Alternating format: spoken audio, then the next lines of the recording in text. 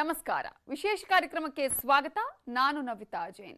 Bharat, America, ಆಸ್ಟ್ರೇಲಿಯಾದಲ್ಲೂ Dasara ಸಂಭ್ರಮ, ನವಶಕ್ತಿ ಆರಾಧನೆ. 5 ದೇಶಗಳಲ್ಲಿ ನವಶಕ್ತಿಯಿಂದ ಸೃಷ್ಟಿಯಾಯ್ತಾ ಮಹಾಶಕ್ತಿ. ದುರ್ಗಾದೇವಿ ಪ್ರತಿಷ್ಠಾಪನೆ ನಂತರ ಪಂಚ ದೇಶಗಳಲ್ಲಿ ಆಗಿದ್ದೆಂತಹ ಬದಲಾವಣೆ. 9 ದಿನ 5 ದೇಶ ಶಕ್ತಿ ಪೂಜೆ, ದುರ್ಗಾವತಾರ ರಹಸ್ಯ. ಪಂಚದೇಶಗಳ ದುರ್ಗಾ ಶಕ್ತಿ ವೈಭವದ ಒಂದು ವಿಶೇಷ ವರದಿ ನಿಮ್ಮ ಮುಂದೆ. ಭಾರತ, ಅಮೆರಿಕ, ಆಸ್ಟ್ರೇಲಿಯಾದಲ್ಲಿ ನವಶಕ್ತಿಯಿಂದ ಸೃಷ್ಟಿಯಾಯ್ತ ಮಹಾಶಕ್ತಿ.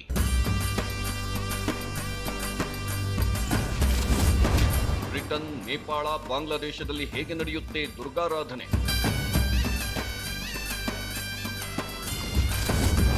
ದುರ್ಗಾದೇವಿ ಪ್ರತಿಷ್ಠಾಪನೆ ನಂತರ 5 ದೇಶಗಳಲ್ಲಿ ಆಗಿದ್ದಂಥ ಬದಲಾವಣೆ.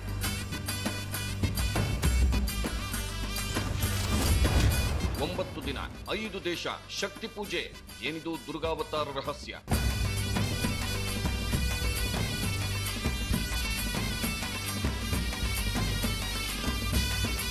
ನವರಾತ್ರಿ ಭಾರತೀಯರಿಗೆ ಪ್ರಮುಖ ಹಬ್ಬ. ದೇಶದಾದ್ಯಂತ ನವರಾತ್ರಿಯನ್ನ ಬಹಳ ಸಂಭ್ರಮ, ಸಡಗರ, ಉತ್ಸಾಹದಿಂದ ಆಚರಿಸಲಾಗುತ್ತದೆ. ನವರಾತ್ರಿ ಹಬ್ಬ ಆಚರಿಸುವ ವಿಧಾನ ಒಂದೊಂದು ರಾಜ್ಯದಲ್ಲಿ ಒಂದೊಂದು ವಿಧವಾಗಿದ್ರೂ ಹಬ್ಬದ ಸಂಭ್ರಮ ದೇಶದ ಮೂಲೆ ಮೂಲೆಯನ್ನ ಕಳೆಗಟ್ಟುವಂತೆ ಮಾಡುತ್ತಿದೆ. ನವರಾತ್ರಿಯಲ್ಲಿ ದುರ್ಗಾ ದೇವಿಯನ್ನ ಪೂಜಿಸಲಾಗುತ್ತದೆ. ದುರ್ಗೆ ಅಂದ್ರೆ ಶಕ್ತಿಯ ಸಂಕೇತ. ಈ ವರ್ಷ ಅಕ್ಟೋಬರ್ 7ರಿಂದ ಆರಂಭವಾಗಿ ಅಕ್ಟೋಬರ್ 15ರವರೆಗೆ ನವರಾತ್ರಿಯನ್ನ ಆಚರಿಸಲಾಗುತ್ತಿದೆ. ಕರ್ನಾಟಕದಲ್ಲಿ ನವರಾತ್ರಿ ದಸರಾ ವೈಭವ ಹೇಗಿರುತ್ತೆ ಅನ್ನೋದನ್ನ ನಿಮಗೆ ವಿಶೇಷವಾಗಿ ವಿವರಿಸುವ ಅಗತ್ಯವೇ ಇಲ್ಲ.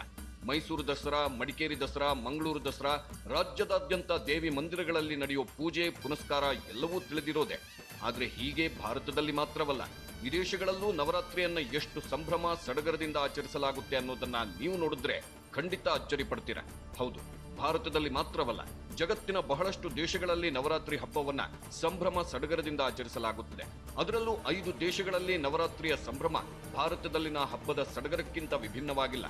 ಅಷ್ಟೊಂದು ಅದ್ಧೂರಿಯಾಗಿ 5 ದೇಶಗಳಲ್ಲಿ ನವರಾತ್ರಿ ಹಬ್ಬವನ್ನ ಆಚರಿಸಲಾಗುತ್ತದೆ.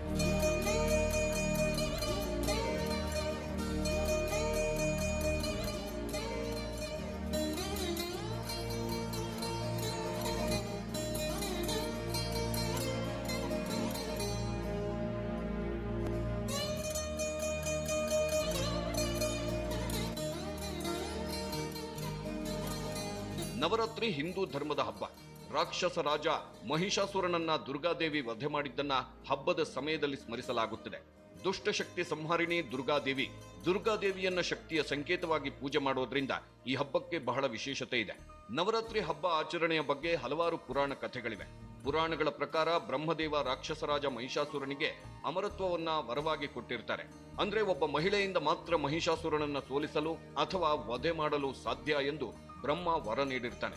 ಈ ವರ ಪಡೆದ ಮಹಿಷಾಸುರ ತನ್ನನ್ನ ಯಾವ ಹೆಣ್ಣು ಕೊಲ್ಲಲು ಸಾಧ್ಯವೇ ಇಲ್ಲ ಅನ್ನೋ ಭ್ರಮೆಯಲ್ಲಿ ತ್ರಿಲೋಕಗಳ ಮೇಲೆ ದಾಳಿ ಮಾಡ್ತಾನೆ. ಇದನ್ನ ತಡೆಯಲು ಯಾರಿಗೂ ಸಾಧ್ಯವಾಗಲ್ಲ. ಆಗ ಬ್ರಹ್ಮ, ವಿಷ್ಣು ಮತ್ತು ಶಿವಶಕ್ತಿಗಳು ಸೇರಿ ದುರ್ಗಾದೇವಿಯನ್ನ ಅವತರಿಸಿದ್ರು ಅಂತ ಪುರಾಣದಲ್ಲಿ ಉಲ್ಲೇಖವಿದೆ.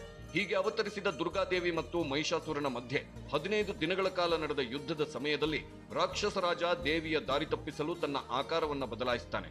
ಮಹಿಷನಾಗಿ ಬದಲಾದನು ಅಂತ ಹೇಳಲಾಗುತ್ತದೆ. ಯುದ್ಧದಲ್ಲಿ ದುರ್ಗಾದೇವಿ ತನ್ನ ತ್ರಿಶೂಲದಿಂದ ಮಹಿಷಾಸುರನನ್ನ ವಧೆ ಮಾಡ್ತಾಳೆ. ಮಹಾಲಯದ ದಿನ ಮಹಿಷಾಸುರನನ್ನ ಕೊಲ್ಲಲಾಯಿತು ಅಂತ ಪುರಾಣದಲ್ಲಿ ಹೇಳಲಾಗಿದೆ. ಹೀಗೆ ರಾಕ್ಷಸ ರಾಜನನ್ನ ಗೆದ್ದ ದುರ್ಗಾದೇವಿಯನ್ನ ನವರಾತ್ರಿಯಲ್ಲಿ ಸ್ಮರಿಸಲಾಗುತ್ತದೆ. ಶಕ್ತಿಯ ಸಂಕೇತವಾಗಿ ದುರ್ಗಾದೇವಿಯನ್ನ ಆರಾಧಿಸುವ ಈ ವಿಶೇಷ ಹಬ್ಬವನ್ನ ಭಾರತ ಮಾತ್ರವಲ್ಲ, ಜಗತ್ತಿನಾದ್ಯಂತ ವೈಭವದಿಂದ ಆಚರಿಸಲಾಗುತ್ತದೆ.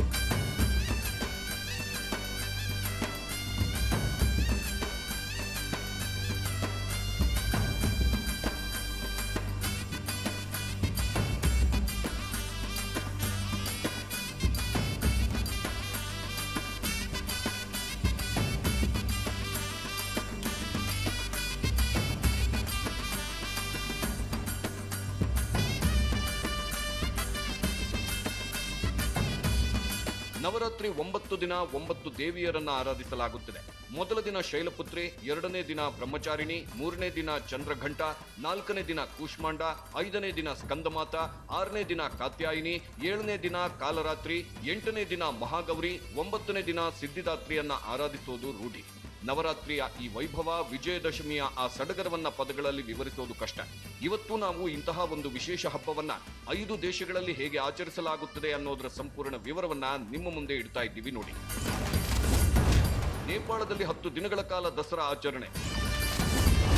ಹೇಗಿರುತ್ತೆ ಗೊತ್ತಾ ನೇಪಾಳದಲ್ಲಿ ನವರಾತ್ರಿ ವೈಭವ? ನಾವು ದಸರಾ ಅಂತೀವಿ, ನೇಪಾಳದಲ್ಲಿ ದಸರಾವನ್ನ ದಶೈನ್ ಅಂತ ಹೇಳ್ತಾರೆ. ಹೀಗೆ ಹೆಸರು ಬೇರೆಯಾಗಿದ್ರು ನೇಪಾಳದಲ್ಲಿ ಆಚರಿಸುವ ನವರಾತ್ರಿಗೂ ಭಾರತದಲ್ಲಿ ಆಚರಿಸುವ ನವರಾತ್ರಿಗೂ ಹೆಚ್ಚೇನು ವ್ಯತ್ಯಾಸ ಇಲ್ಲ. ಭಾರತದಲ್ಲಿ ನವರಾತ್ರಿ ಹಬ್ಬ ಆರಂಭವಾಗುವ ದಿನದಂದೇ ನೇಪಾಳದಲ್ಲೂ ನವರಾತ್ರಿ ವೈಭವ ಶುರುವಾಗುತ್ತದೆ. ಇಡೀ ಊರಿಗೆ ಊರೇ, ನಗರಕ್ಕೆ ನಗರವೇ ಕಲರ್ಫುಲ್ ಆಗಿ ಕಳೆಗಟ್ಟಿದ ದೃಶ್ಯವನ್ನ ನೋಡೋದೇ ಕಣ್ಣಿಗೆ ಹಬ್ಬ.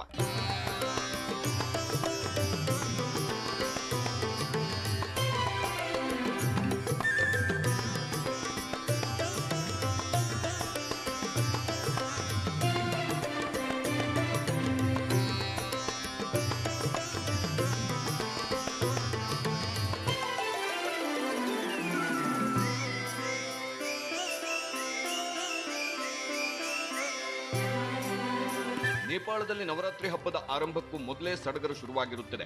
ಮನೆಗಳಿಗೆ ಬಣ್ಣ ಹೊಡೆಯೋದು, ಹಬ್ಬದ ಆಚರಣೆಗೆ ಬೇಕಾದ ಎಲ್ಲಾ ವ್ಯವಸ್ಥೆ ಮಾಡಿಕೊಳ್ಳೋದು, ಹೀಗೆ ನವರಾತ್ರಿ ಆರಂಭಕ್ಕೂ ಒಂದೆರಡು ವಾರ ಮೊದಲೇ ನೇಪಾಳದಲ್ಲಿ ಹಬ್ಬದ ಸಂಭ್ರಮ ಕಳೆಗಟ್ಟಿರುತ್ತದೆ. ನವರಾತ್ರಿ ಟೈಮ್ನಲ್ಲಿ ಕೆಲಸಕ್ಕೆ ಬಾಯ್ ಬಾಯ್ ಹೇಳೋ ನೇಪಾಳಿಗರು ಕುಟುಂಬದೊಂದಿಗೆ ಕಾಲ ಕಳೆಯುತ್ತಾರೆ. ಆಫೀಸ್, ಶಾಲೆ, ಕಾಲೇಜುಗಳಿಗೂ ನವರಾತ್ರಿ ಟೈಮ್ನಲ್ಲಿ ರಜೆ ಘೋಷಿಸಲಾಗುತ್ತದೆ. ಅಷ್ಟೇ ಅಲ್ಲ, ನವರಾತ್ರಿ ಹಬ್ಬದ ಟೈಮ್ನಲ್ಲಿ ನೇಪಾಳದಲ್ಲಿ ಬಸ್ಗಳು ಕೂಡ ಓಡಾಡಲ್ಲ. ಒಟ್ಟಾರೆ ಹೇಳೋದಾದ್ರೆ ಈ ದೇಶದಲ್ಲಿ ನವರಾತ್ರಿ ಹಬ್ಬ ಬಂತು ಅಂದ್ರೆ ಇಲ್ಲಿನ ಹಿಂದೂಗಳು ಹಬ್ಬವನ್ನ ಸಂಪೂರ್ಣವಾಗಿ ಆಚರಿಸ್ತಾರೆ. ಎಲ್ಲಿ ನೋಡಿದ್ರೂ ಸಂಭ್ರಮ, ಸಡಗರ, ಬಣ್ಣ ಬಣ್ಣದ ದೀಪಗಳ ಅಲಂಕಾರ, ದೇವಸ್ಥಾನಗಳಲ್ಲಿ ನಿತ್ಯ ನಿರಂತರವಾಗಿ ನಡೆಯುವ ಪೂಜೆ, ಜನರ ಓಡಾಟ. ಇಡೀ ನೇಪಾಳವೇ ನವರಾತ್ರಿ ಟೈಮ್ನಲ್ಲಿ ಹೀಗೆ ಕಾಣಿಸುತ್ತೆ ನೋಡಿ.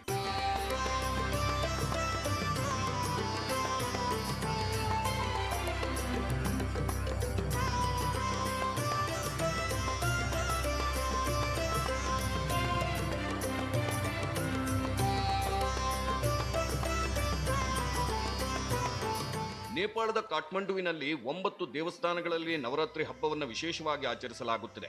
ಬಾಗ್ಮತಿ ನದಿ ಪಕ್ಕದಲ್ಲಿರುವ ಗುಹೇಶ್ವರಿ ದೇವಸ್ಥಾನ, ದಕ್ಷಿಣ ಕಾಳಿ ದೇಗುಲ, ನಾರಾದೇವಿ ಮಂದಿರ, ಮೈತಿ ದೇವಿ ಆಲಯ, ಬಾಗಲಮುಖಿ ದೇವಸ್ಥಾನ, ಶೋಭಾ ಭಾಗವತಿ, ತಲೇಜು ಭವಾನಿ, ಭದ್ರಕಾಳಿ, ಬಾಜ್ರಾ ಬರಾಹಿ, ಕಾಠ್ಮಂಡುವಿನಲ್ಲಿರುವ ಈ 9 ಶಕ್ತಿ ಪೀಠಗಳಿಗೆ ನವರಾತ್ರಿ ಸಮಯದಲ್ಲಿ ಭಕ್ತರ ದಂಡೇ ಹರಿದು ಬರುತ್ತದೆ.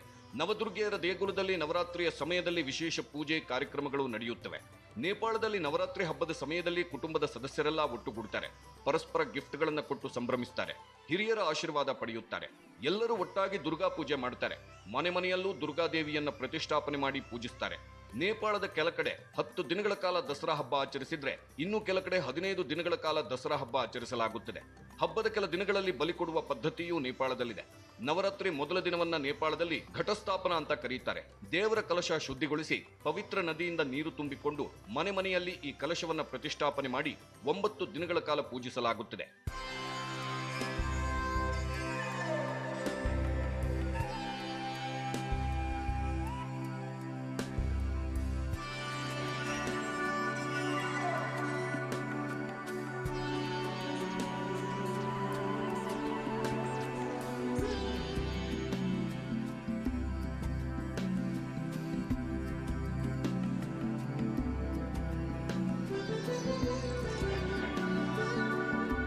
ನೇಪಾಳದಲ್ಲಿ ನವರಾತ್ರಿಯ 7ನೇ ದಿನವನ್ನ ಫೂಲ್ಪತ್ತಿ ಅಂತ ಕರೀತಾರೆ. ಫೂಲ್ಪತ್ತಿ ದಿನದಂದು ನೇಪಾಳದಲ್ಲಿ ಕಳಶ, ಬಾಳೆಗಿಡ, ಕಬ್ಬು ಸೇರಿದಂತೆ ಕೆಲ ವಸ್ತುಗಳನ್ನು ಹಿಡಿದುಕೊಂಡು ಕೆಂಪು ಬಟ್ಟೆ ಧರಿಸಿ ಕಾಠ್ಮಂಡುವಿನಿಂದ ತಮ್ಮ ತಮ್ಮ ಊರುಗಳಿಗೆ ನಡೆದುಕೊಂಡು ಹೋಗುವ ಸಂಪ್ರದಾಯವಿದೆ. 8ನೇ ದಿನ ಮಹಾ ಅಷ್ಟಮಿಯನ್ನ ಆಚರಿಸಲಾಗುತ್ತದೆ. ಮಹಾ ಅಷ್ಟಮಿಯಂದು ಪ್ರಾಣಿ ಬಲಿ ಕೊಡುವ ಪದ್ಧತಿ ನೇಪಾಳದಲ್ಲಿದೆ. 9ನೇ ದಿನವಾದ ಮಹಾನವಮಿಯಂದು ಇದೇ ರೀತಿಯ ಆಚರಣೆ ಮುಂದುವರಿಯುತ್ತದೆ. ಅಂತಿಮವಾಗಿ 10ನೇ ದಿನ ವಿಜಯದಶಮಿಯನ್ನ ವಿಶೇಷವಾಗಿ ನೇಪಾಳದಲ್ಲಿ ಆಚರಿಸುತ್ತಾರೆ. ವಿಜಯದಶಮಿಯಂದು ವಿಶೇಷವಾದ ಕೆಂಪು ವರ್ಣದ ತಿಲಕವನ್ನ ಮಾಡಿ ಹಿರಿಯರು ತಮಗಿಂತ ಕಿರಿಯರಿಗೆ ಹಚ್ಚುವ ಸಂಪ್ರದಾಯವಿದೆ. ಹೋಳಿ ಹಬ್ಬದಂದು ಒಬ್ಬರಿಗೊಬ್ಬರು ಬಣ್ಣ ಹಚ್ಚಿದಂತೆ ನೇಪಾಳದಲ್ಲಿ ವಿಜಯದಶಮಿಯಂದು ಕೆಂಪು ವರ್ಣದ ವಿಶೇಷ ತಿಲಕವನ್ನ ಒಬ್ಬರಿಗೊಬ್ಬರು ಹಚ್ಚಿ ಸಂಭ್ರಮಿಸಲಾಗುತ್ತದೆ. ಹೀಗೆ ಸಾಗುವ ದಸರಾ ಹಬ್ಬ ನೇಪಾಳದಲ್ಲಿ 15ನೇ ದಿನ ಕೊನೆಗೊಳ್ಳುತ್ತದೆ.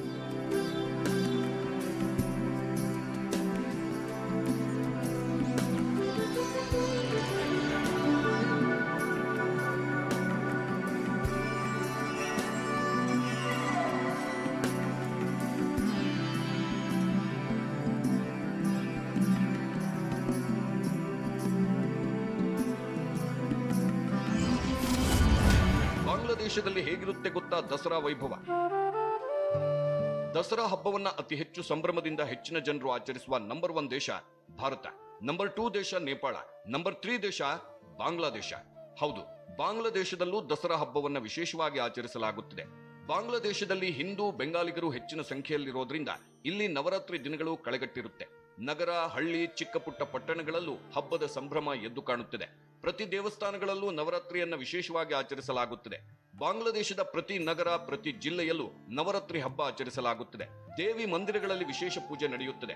ಅಷ್ಟೇ ಅಲ್ಲ, ಹಲವಾರು ಕಡೆ ದುರ್ಗಾ ಮಾತೆಯ ಮೂರ್ತಿಯನ್ನ ಪ್ರತಿಷ್ಠಾಪನೆ ಮಾಡಿ 10 ದಿನಗಳ ಕಾಲ ಪೂಜೆ ಮಾಡಲಾಗುತ್ತದೆ. ನವರಾತ್ರಿಯ ಸಮಯದಲ್ಲಿ ಬಾಂಗ್ಲಾದೇಶದಾದ್ಯಂತ 30,000 ಕಡೆಗಳಲ್ಲಿ ಹೀಗೆ ದುರ್ಗಾದೇವಿಯ ಪ್ರತಿಷ್ಠಾಪನೆ ಮಾಡಿ ಪೂಜೆ ಸಲ್ಲಿಸಲಾಗುತ್ತದೆ.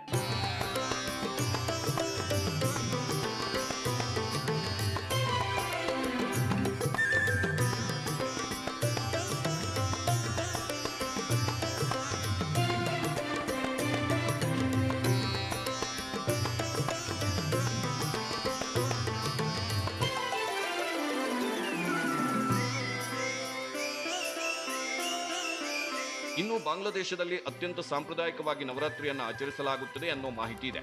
ಸುಮಾರು 350 ವರ್ಷಗಳ ಹಿಂದಿನ ಹಬ್ಬದ ಆಚರಣೆಯನ್ನ ಬಾಂಗ್ಲಾದೇಶದಲ್ಲಿ ಇವತ್ತಿಗೂ ಚಾಚು ತಪ್ಪದೆ ಪಾಲಿಸಲಾಗುತ್ತದೆ ಎನ್ನಲಾಗಿದೆ. ಪಶ್ಚಿಮ ಬಂಗಾಳ ಮತ್ತು ಬಾಂಗ್ಲಾದೇಶದಲ್ಲಿ ನವರಾತ್ರಿ ಹಬ್ಬದ ಆಚರಣೆ ಒಂದೇ ತೆರನಾಗಿದ್ರು ಇತ್ತೀಚೆಗಿನ ದಿನಗಳಲ್ಲಿ ಬಂಗಾಳದಲ್ಲಿ ಹಬ್ಬದ ಆಚರಣೆ ಕಾಲಕ್ಕೆ ತಕ್ಕಂತೆ ಬದಲಾಗುತ್ತಾ ಬಂದಿದೆ.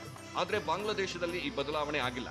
ಹಬ್ಬದ ಕೊನೆಯ ದಿನ ದುರ್ಗಾದೇವಿಯ ಮೂರ್ತಿಯನ್ನ ನೀರಿನಲ್ಲಿ ವಿಸರ್ಜನೆ ಮಾಡುವ ಪದ್ಧತಿಯೂ ಬಾಂಗ್ಲಾದೇಶದಲ್ಲಿದೆ. ಗಣೇಶೋತ್ಸವದಂದು ಗಣೇಶ ಮೂರ್ತಿಯನ್ನ ಪ್ರತಿಷ್ಠಾಪಿಸಿ ಪೂಜಿಸಿದಂತೆ ಬಾಂಗ್ಲಾದೇಶದಲ್ಲಿ ದುರ್ಗಾ ಮಾತೆಯ ಮೂರ್ತಿಯನ್ನ ನವರಾತ್ರಿ ಸಮಯದಲ್ಲಿ ಪ್ರತಿಷ್ಠಾಪನೆ ಮಾಡಲಾಗುತ್ತದೆ. ಬಾಂಗ್ಲಾದೇಶದಾದ್ಯಂತ ಸುಮಾರು 30,000 ಕಡೆಗಳಲ್ಲಿ ಈ ರೀತಿ ದುರ್ಗಾದೇವಿಯನ್ನ ಪ್ರತಿಷ್ಠಾಪನೆ ಮಾಡಿ ಪೂಜಿಸಲಾಗುತ್ತದೆ. ಪೆಂಡಲ್ನಲ್ಲಿ 10 ದಿನಗಳ ಕಾಲ ಸಾಂಸ್ಕೃತಿಕ ಕಾರ್ಯಕ್ರಮ, ಪೂಜೆ ಪುನಸ್ಕಾರಗಳು ನಡೆಯುತ್ತವೆ. ಹಬ್ಬದ ಕೊನೆಯ ದಿನ ದೇವಿಯ ಮೂರ್ತಿಯನ್ನ ಮೆರವಣಿಗೆಯಲ್ಲಿ ಕೊಂಡೊಯ್ದು ನೀರಿನಲ್ಲಿ ವಿಸರ್ಜಿಸಲಾಗುತ್ತದೆ. ಇದು ಬಾಂಗ್ಲಾದೇಶದಲ್ಲಿ ನಡೆಯುವ ನವರಾತ್ರಿ ಹಬ್ಬದ ವಿಶೇಷ. ದಕ್ಷಿಣ ಭಾರತದಲ್ಲಿ ಈ ರೀತಿಯ ಆಚರಣೆ ಕಂಡುಬರೋದಿಲ್ಲ. ಆದರೆ ಉತ್ತರ ಭಾರತದ ಕೆಲ ರಾಜ್ಯಗಳಲ್ಲಿ ನವರಾತ್ರಿಯಂದು ದುರ್ಗಾದೇವಿಯ ಪ್ರತಿಷ್ಠಾಪನೆ ಮಾಡಿ 10 ದಿನ ಪೂಜಿಸುವ ಸಂಪ್ರದಾಯವಿದೆ. ಮುಂಬೈನಲ್ಲೂ ಈ ರೀತಿಯಾಗಿ ನವರಾತ್ರಿ ಆಚರಿಸಲಾಗುತ್ತದೆ. ಹೀಗೆ ಒಂದೊಂದು ಪ್ರದೇಶ, ಒಂದೊಂದು ರಾಜ್ಯ, ಒಂದೊಂದು ದೇಶದಲ್ಲಿ ನವರಾತ್ರಿ ಹಬ್ಬವನ್ನ ಒಂದೊಂದು ತೆರನಾಗಿ ಆಚರಿಸಿದ್ರು ಈ ಹಬ್ಬದ ಹಿಂದಿರುವ ಪುರಾಣದ ಕಥೆ ಮಾತ್ರ ಒಂದೇ. ಆರಾಧಿಸಲ್ಪಡುವ ದೇವಿಯೂ ಒಬ್ಬಳೆ. ಮಹಿಷಾಸುರನೆಂಬ ದುಷ್ಟಶಕ್ತಿಯನ್ನ ಸಂಹಾರ ಮಾಡಿದ ದುರ್ಗಾದೇವಿಯನ್ನೇ ನವರಾತ್ರಿಯಂದು ಎಲ್ಲಾ ಕಡೆ ವಿಶೇಷವಾಗಿ ಪೂಜಿಸಲಾಗುತ್ತದೆ. ಕೆಲ ಕಡೆ ವಿಜಯದಶಮಿಯಂದು ಮಹಿಷಾಸುರನ ಆಕೃತಿ ರಚಿಸಿ ಅದಕ್ಕೆ ಬೆಂಕಿ ಕೊಡುವ ಪದ್ಧತಿಯೂ ಇದೆ. ಇನ್ನು ಕೆಲ ಕಡೆ ರಾಮ ರಾವಣನನ್ನ ಸಂಹಾರ ಮಾಡಿದ ಸಂಕೇತವಾಗಿ ರಾವಣ ಆಕೃತಿಯನ್ನ ದಹಿಸುವ ಪದ್ಧತಿಯೂ ಇದೆ. ಹೀಗೆ ಭಾರತ, ನೇಪಾಳ, ಬಾಂಗ್ಲಾದೇಶ ಮಾತ್ರವಲ್ಲ, ಅಮೆರಿಕ, ಇಂಗ್ಲೆಂಡ್, ಆಸ್ಟ್ರೇಲಿಯಾದಲ್ಲೂ ದಸರಾ ಹಬ್ಬವನ್ನ ಸಂಭ್ರಮದಿಂದ ಆಚರಿಸಲಾಗುತ್ತದೆ. ದೇವಿಯನ್ನ ಭಕ್ತಿಯಿಂದ ಆರಾಧಿಸಲಾಗುತ್ತದೆ. ಈ ದೇಶಗಳಲ್ಲಿ ನಡೆಯುವ ದಸರಾ ಹಬ್ಬದ ಆಚರಣೆ ಇನ್ನೂ ವಿಶೇಷ.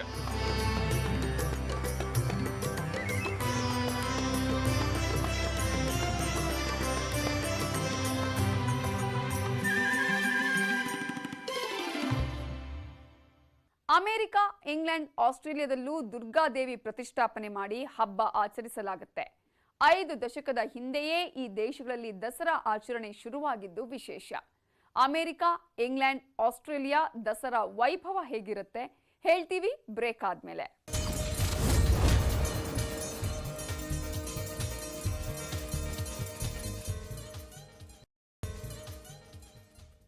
ದಸರಾ ಆಚರಣೆ ಭಾರತದಲ್ಲಿ ಮಾತ್ರ ಅಲ್ಲ, ಹಿಂದೂಗಳಿರುವ ಬಾಂಗ್ಲಾ, ನೇಪಾಳದಲ್ಲೂ ಅದ್ಧೂರಿಯಾಗಿ ದಸರಾ ಆಚರಿಸಲಾಗುತ್ತೆ.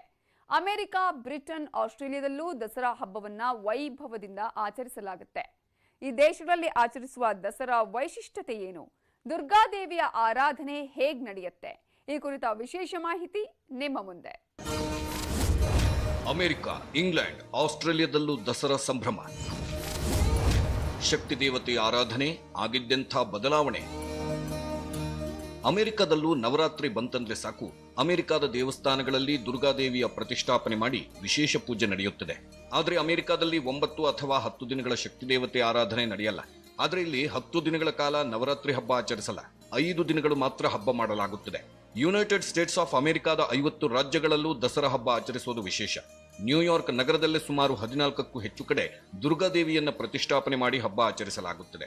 ಕೆಲ ಕಡೆ ಕಾಳಿ ಮಂದಿರಗಳಲ್ಲಿ ಹಬ್ಬ ಮಾಡಿದ್ರೆ, ಇನ್ನು ಕೆಲ ಕಡೆ ದುರ್ಗಾ ಪೂಜೆ ಸಂಘಗಳೇ ನವರಾತ್ರಿ ಹಬ್ಬದ ಆಯೋಜನೆ ಮಾಡುತ್ತವೆ. ಒಟ್ಟಿನಲ್ಲಿ ಅಮೆರಿಕದಲ್ಲೂ ದುರ್ಗಾದೇವಿಯ ಆರಾಧನೆ ಸಂಪ್ರದಾಯಬದ್ಧವಾಗಿಯೇ ನಡೆಯುತ್ತಾ ಬಂದಿದೆ. ಅಮೆರಿಕದಲ್ಲಿ 1970ರಿಂದ ಸಮುದಾಯ ದುರ್ಗಾ ಪೂಜೆ ಆರಂಭವಾಗಿತ್ತು. ಅಮೆರಿಕದ ದೊಡ್ಡ ದೊಡ್ಡ ನಗರಗಳಲ್ಲಿ ಭಾರತೀಯರು ಒಗ್ಗಟ್ಟಾಗಿ ದುರ್ಗಾದೇವಿಯ ಪ್ರತಿಷ್ಠಾಪನೆ ಮಾಡಿ ಹಬ್ಬ ಆಚರಿಸಲು ಆರಂಭಿಸಿದ್ದೇ 1970ರಲ್ಲಿ. ಹೀಗೆ ಅಮೆರಿಕದ ದೊಡ್ಡ ದೊಡ್ಡ ನಗರಗಳಿಂದ ಆರಂಭವಾದ ಸಮುದಾಯ ದುರ್ಗಾ ಪೂಜೆ ಕಾಲಾನಂತರ ಸಣ್ಣ ಸಿಟಿಗಳು, ನಿರ್ದಿಷ್ಟ ಪ್ರದೇಶಗಳಿಗೂ ವಿಸ್ತರಿಸ್ತಾ ಹೋಗಿ ಈಗ ಸಾವಿರಾರು ಕಡೆಗಳಲ್ಲಿ ದುರ್ಗಾದೇವಿಯನ್ನ ಪ್ರತಿಷ್ಠಾಪನೆ ಮಾಡಿ ಹಬ್ಬ ಆಚರಿಸಲಾಗುತ್ತಿದೆ. ಮೊದಲೆಲ್ಲ ಅಮೆರಿಕದ ಕಾಲೇಜು, ಶಾಲಾ ಆವರಣ, ಮೈದಾನಗಳಲ್ಲಿ ನಡೆಯುತ್ತಿದ್ದ ದುರ್ಗಾ ಆರಾಧನೆ ಮಾಡಿ ಹಬ್ಬ ಆಚರಿಸಲಾಗ್ತಿತ್ತು. ಆದ್ರೀಗ ಅಮೆರಿಕದಲ್ಲೂ ಹಲವು ದೇಗುಲಗಳು ಎದ್ದು ನಿಂತಿವೆ. ಹೀಗಾಗಿ ದೇವಸ್ಥಾನಗಳಲ್ಲೂ ನವರಾತ್ರಿ ಹಬ್ಬ ಆಚರಿಸಲಾಗ್ತಿದೆ. ಇನ್ನು ಅಮೆರಿಕದ ದುರ್ಗಾದೇವಿ ಮೂರ್ತಿಯನ್ನ ಪ್ರತಿಷ್ಠಾಪನೆ ಮಾಡಿದ ನಂತರ ನೀರಲ್ಲಿ ವಿಸರ್ಜನೆ ಮಾಡಲು ಅವಕಾಶವಿಲ್ಲ. ಹೀಗಾಗಿ ಅಮೆರಿಕದಲ್ಲಿ ದೇವಿಯ ಆಕರ್ಷಕ ಚಿತ್ರವನ್ನಿಟ್ಟು ಪೂಜಿಸುವ ಪದ್ಧತಿ ಇದೆ. ಇನ್ನು ಹಬ್ಬದ ಸಮಯದಲ್ಲಿ ಅಮೆರಿಕದ ಭಾರತೀಯರು ಎಲ್ಲಾ ಒಗ್ಗಟ್ಟಾಗಿ ಹಾಡಿ ಕುಣಿದು ಸಂಭ್ರಮಿಸುವುದನ್ನು ಕಾಣಬಹುದು. 1974ರಿಂದಲೇ ಆಸ್ಟ್ರೇಲಿಯಾದಲ್ಲಿ ನಡೆಯುತ್ತಿದೆ ದುರ್ಗಾ ಪೂಜೆ. ಅಮೆರಿಕದಲ್ಲಿ 1970ರಿಂದ ಸಾರ್ವಜನಿಕ ದುರ್ಗಾ ಪೂಜೆ ಆರಂಭವಾಗಿತ್ತು. ಅದಕ್ಕೂ ಮೊದಲು ಮನೆಗಳಲ್ಲಿ ಮಾತ್ರ ಹಬ್ಬದ ಟೈಮ್ನಲ್ಲಿ ದುರ್ಗಾರಾಧನೆ ಮಾಡಲಾಗ್ತಿತ್ತು. ಆಸ್ಟ್ರೇಲಿಯಾದಲ್ಲಿ 1974ರಲ್ಲಿ ದುರ್ಗಾ ಪೂಜೆ ಆರಂಭಿಸಲಾಗಿತ್ತು. ನ್ಯೂ ಸೌತ್ ವೇಲ್ಸ್ನಲ್ಲಿದ್ದ 12 ಕುಟುಂಬಗಳು ಮೊದಲ ಬಾರಿ ದುರ್ಗಾ ಪೂಜೆ ಮಾಡುವ ಮೂಲಕ ಆಸ್ಟ್ರೇಲಿಯಾದಲ್ಲೂ ನವರಾತ್ರಿ ಹಬ್ಬದ ಸಂಭ್ರಮವನ್ನ ಪಸರಿಸಿದ್ರು. ಈಗ ಆಸ್ಟ್ರೇಲಿಯಾದ ಅತಿ ದೊಡ್ಡ ನಗರ ಸಿಡ್ನಿಯಲ್ಲೂ ನವರಾತ್ರಿ ಹಬ್ಬದ ಆಚರಣೆ ಮಾಡಲಾಗುತ್ತದೆ. ನವರಾತ್ರಿ ಹಬ್ಬದ ಟೈಮ್ನಲ್ಲಿ ದುರ್ಗಾ ಪೂಜೆ ಇದ್ದಲ್ಲಿ ಭಾರತೀಯರು ಒಂದುಗೂಡಿ ಗರ್ಭಾ ನೃತ್ಯ ಮಾಡಿ ಸಂಭ್ರಮಿಸುತ್ತಾರೆ. ಬ್ರಿಟನ್ನಲ್ಲಿ ನಡೆಯುತ್ತೆ ಶಕ್ತಿದೇವತೆ ಆರಾಧನೆ. ಬ್ರಿಟಿಷರ ನಾಡಲ್ಲೂ ದುರ್ಗಾದೇವಿಯ ಆರಾಧನೆ ಅದ್ಧೂರಿಯಾಗಿ ನಡೆಯುತ್ತಾ ಬಂದಿದೆ. ಭಾರತೀಯರು, ಅದರಲ್ಲೂ ಬೆಂಗಾಲಿ ಜನರು ಬ್ರಿಟನ್ನ ಹಲವೆಡೆ ದುರ್ಗಾದೇವಿಯ ಪ್ರತಿಷ್ಠಾಪನೆ ಮಾಡಿ ದಸರಾ ಹಬ್ಬವನ್ನ ವೈಭವದಿಂದ ಆಚರಿಸುತ್ತಾರೆ. ಬೆಂಗಾಲಿ ಸಂಪ್ರದಾಯದಂತೆ ಬ್ರಿಟನ್ನಲ್ಲಿ ನವರಾತ್ರಿ ಹಬ್ಬ ಮಾಡಲಾಗುತ್ತದೆ. ಹಬ್ಬದ ನೆಪದಲ್ಲಿ ಭಾರತೀಯರು ಒಗ್ಗಟ್ಟಾಗಿ ಸೇರಿ ಗರ್ಭಾ ನೃತ್ಯ ಮಾಡಿ ದೇವಿಯ ಆರಾಧನೆ ಮಾಡ್ತಾರೆ. ಈ ಬಾರಿ ಬ್ರಿಟನ್ನ 61 ಕಡೆ ದುರ್ಗಾದೇವಿಯ ಪೆಂಡಾಲ್ ಹಾಕಲಾಗಿದೆ. ಬ್ರಿಟನ್ನಲ್ಲೂ ದುರ್ಗಾ ಪೂಜೆ ಬೆಂಗಾಲಿ ಸಂಪ್ರದಾಯದಂತೆ ನಡೆಯೋದು ವಿಶೇಷ. ಭಾರತದ ಒಂದೊಂದು ರಾಜ್ಯದಲ್ಲಿ ಒಂದೊಂದು ಸಂಪ್ರದಾಯದಂತೆ ನವರಾತ್ರಿ ಹಬ್ಬ ಆಚರಿಸಲಾಗುತ್ತದೆ. ಆದರೆ ವಿದೇಶಗಳಲ್ಲಿ ಬಹುತೇಕ ಬೆಂಗಾಲಿ ಸಂಪ್ರದಾಯದಂತೆ ದುರ್ಗಾದೇವಿ ಆರಾಧನೆ ನಡೆಯುತ್ತದೆ. ನವರಾತ್ರಿ ಹಬ್ಬದ ವೈಭವ ಭಾರತದಲ್ಲಿ ಮಾತ್ರವಲ್ಲ, ವಿದೇಶಗಳಲ್ಲೂ ಈ ಹಬ್ಬವನ್ನ ಎಷ್ಟೊಂದು ಅದ್ಧೂರಿ, ಎಷ್ಟೊಂದು ವಿಶೇಷವಾಗಿ ಆಚರಿಸಲಾಗುತ್ತೆ ಅನ್ನೋದನ್ನ ನೋಡಿದ್ರಲ್ಲ. ಹಾಗೆ ನೋಡಿ, ಈ ಪಂಚ ದೇಶಗಳಲ್ಲಿ ಮಾತ್ರವಲ್ಲ, ಜಗತ್ತಿನ 10 ದೇಶಗಳಲ್ಲಿ ದುರ್ಗಾದೇವಿ ಆರಾಧನೆ ಮಾಡಲಾಗುತ್ತದೆ. ಹೀಗೆ ದಶಕಗಳಿಂದಲೂ ವಿದೇಶಗಳಲ್ಲಿ ಭಯ ಭಕ್ತಿಯಿಂದ ಸಂಪ್ರದಾಯದಂತೆ ದುರ್ಗಾದೇವಿಯನ್ನ ಪ್ರತಿಷ್ಠಾಪನೆ ಮಾಡಿ ಪೂಜಿಸಲಾಗ್ತಿದೆ.